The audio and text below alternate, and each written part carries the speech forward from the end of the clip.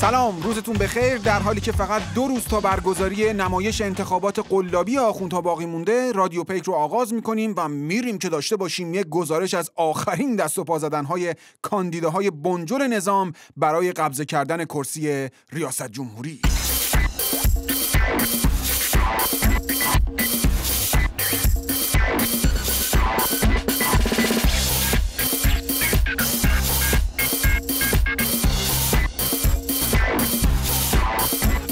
این روزها با یه قدم زدن ساده توی خیابون‌های تهران میشه به وضوح دید که بادکنک امنیتی نظام اساسی پنچر شده و نیروی انتظامی و لباس شخصی و بسیجی و خلاصه اعره و اورو و شمس کوره ریختن تو خیابونا که مبادا تقی به توقی بخوره و بشود آنچه که نمیخواهند بشود. پس چی شد امن‌ترین کشور خاورمیانه؟ از چی میترسین؟ مگه نمیگید همه ما رو میخوان؟ اکثریت قریب به اتفاق انگشتاشون رو همچین هوا کردن که بیان رأی بدن. حالا خود کاندیداها هم دست جمعی رفتن رو ویبره، چپ و راست پیغام میدن که آقا تجمع نکنید، شعار ندید، اینور نشید اونور نشید. حتما که یه زلزله‌ای تو راهه. حس میکنم زلزله رو تو بیتت، چطور شکاف نظامو بندوزم، عضما خیتی بالا آوردی بازم، عضما منم با تو دارم میسوزم. اسحاق جهانگیری معروف به اسی جهان که اول مناظره ها میگفت من تا آخر رقیب شیخ فری هستم، بالاخره زد شونه خاکی. حالا یه آبراهام دراکولای عمام سیاه مونده با شیخ فری عمام سفید، بقیه هم که خب طبعا نخودی. تا ببینیم اونا کی و به نفع کی کنارگیری میکنه. ای بمیری بمیری بمیری الهی هر چه زودتر تو بمیری بمیری امام سرخ جولک از بگیری بگیری ترا بچه کپر دینمی ترا بچه سر دینمی ترا بچه کپر دینمی ترا بچه سر دینمی. نکنید آقا نکنید، دل مقام عظما رو اینقدر نشکنین. آقا حالش خوب نیست، خرابترش نکنین، به جسم ناقصش رحم کنین. از کل زندگی یه ریش سفید داره، اونم دارین رنگی میکنین شماها. مگه حضرت آقا همین 2 ماه پیش نگفت انتخاباتو 2 قطبی نکنین؟ خب چرا 2 قطبی میکنین؟ چرا هی 2 قطبی میکنین؟ 2 قطبی رو نریزین تو انتخابات. یه اره آوردین به اسم انتخابات، عظما هم نشوندین روش، حالا هی عقب و جلوش میکنین، هی عقب و جلوش میکنین. گناه داره خب این بدبخت، چرا اذیتش میکنین آخه؟ هی 2 قطبی میکنین، هی روحانی رئیسی روحانی رئیسی. حالا 2 قطبی کردیم، ما به کی بیایم رأی بدیم؟ هم این ور آخونده هم اون ور آخونده. نمیدونیم به رئیسی رأی بدیم که تو زندان حکم اعدامو اجرا میکرد، یا به روحانی رأی بدیم که لیست اعدامیا رو به رئیسی میداد. به کی رأی بدیم خب؟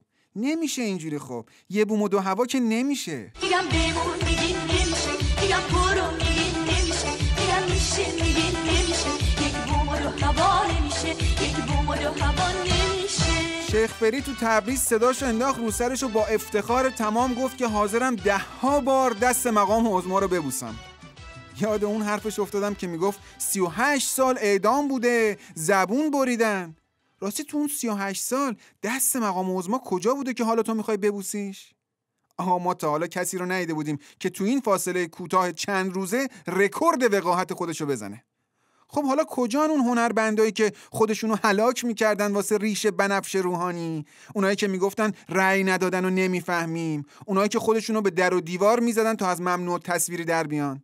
شما هم وایسین تو صف، شاید به شما هم نوبت برسه که هر کدوم 10 بوسه بزنین بر دست عظما. دور دور موس موس موش ها شد، شهر عرصه هنر فروش ها شد، هر صدا هر غزل هر قصیده زخم خورده عبا به دوش ها شد.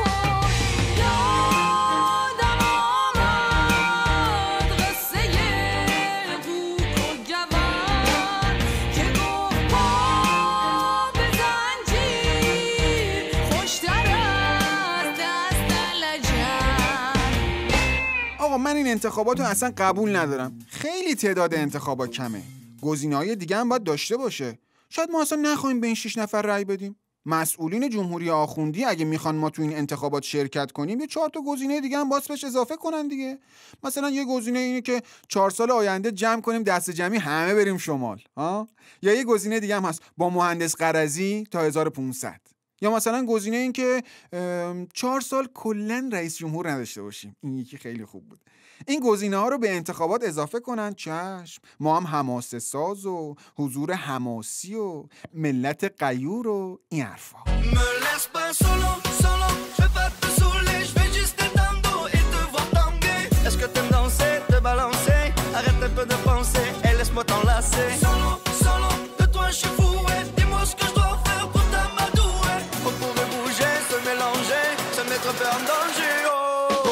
تو مملکت آخوندی تو حالت عادیش هیچی سر جاش نیست. پزشک روزنامه چاپ میکنه، ناشر فیلم تولید میکنه، بازیگرا آهنگ میخونن، خواننده‌ها کشتی میگیرن، کشتیگیرا میرن شورای شهر، شهردار برق تولید میکنه. اصلا یه وضعیه. دمدمای انتخابات که میشه دیگه کلاً هیچی سر جاش نیست. شیخ حسن صحبت از حقوق شهروندی میکنه، میرسلیم از آزادی بیان میگه، قالیباف صحبت از فقرا میکنه. این دسته گل آخری هم که دیروز تو تجمع اراذل طرفدار حجت الاعدام رئیسی رخ داد دیگه یه طرف سرود یار دبستانی میخوندن.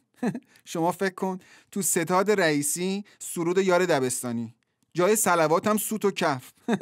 بعد اینا فکر میکنن که امروزی شدن. نه داداش، اشتباه اومدی. این نشون دهنده ورشکستگی شما هاست. شما بهتره نقابو بزنی کنار تا بدون روتوش ببینیمت. شما به جای یار دبستانی همون نوحه ها تو بخون. مگه واسه شیخ فری درست نکردین؟ ایشالله شر دولت فتنه ها رو مهار کنیم، دولت 4% رو به زودی تار و مار کنیم.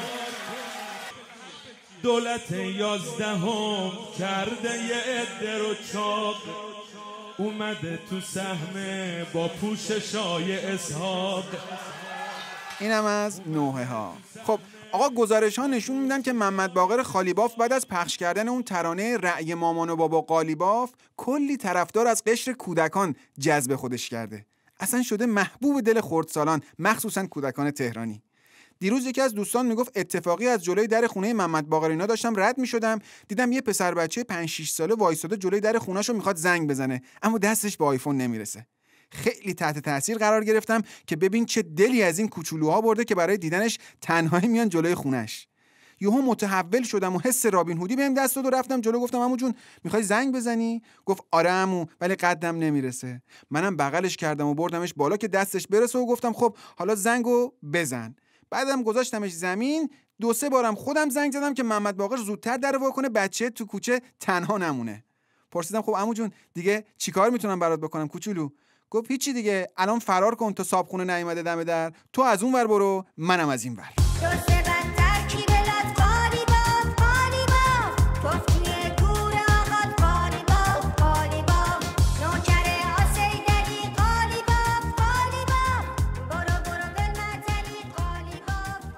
بعد از اینکه سردار گازنبوری و رفقای لوله کشش به صورت سینه‌خیز همچین سینه‌خیز رفتن زیر عبای حجت الاعدام رئیسی، شیخ فری هم برای اینکه کلیدش کج نشه گفت سلام ائتلاف. بعدم هاشمی طبا و جهانگیری رو برد توی اتاق و گفت من چشامو میبندم، هر کی میخواد پاشه بره ستاد انتخابات به نفع من کنار بکشه. بعد که چشاشو باز کرد دید جهانگیری جیم شده، جاش میرسلیم نشسته. تو دوربین زل میزنه، میگه بعد این همه سال تا کاندیداتوری اومدم، من حیفم که کناره گیری کنم. حیف روزای رفته، حیف روزای با تو، گفته بودم نباشی قصه میگیره جا تو. خب دوستان واقعا در این روزها که همراه با رادیو پیک با شما بودیم به بزرگی خودتون هر کم و کسری اشتباهی چیزی اگه بود ببخشید و حلال کنید. جان؟ تعارف میکنم؟ نه والا چه تعارفی، عین واقعیته.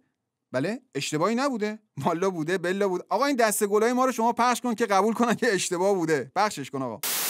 درصد آیکیوی نوبت به عجب آهنگی این